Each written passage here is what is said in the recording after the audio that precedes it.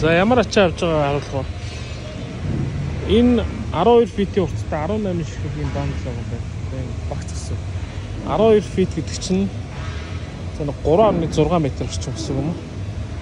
Энийг яаж чих вэ гэхээр урт талд нь 7-г тавиад, хойд талд нь 7-г тавиад, тэгээ энэ хоёрын голын зааг дээр нь мод давхарлаж тавьж байгаа 4-ийг тавих юм байна.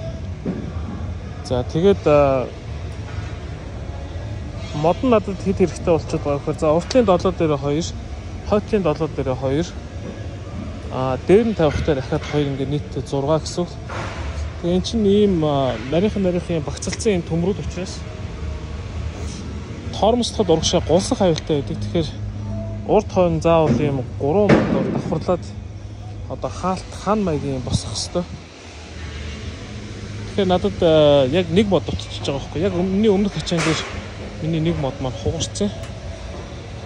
Тэгээд энэ ч болохоор ийм 10-15 доллараар ийм мод зардаг.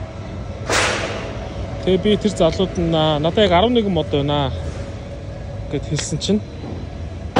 За ер нь бол энэ модыг зардیں۔ Гэхдээ яг хуу чам ганцхан хэрэгтэй байгаа юм байна. Ганцыг өнгөө өгчөө гэж.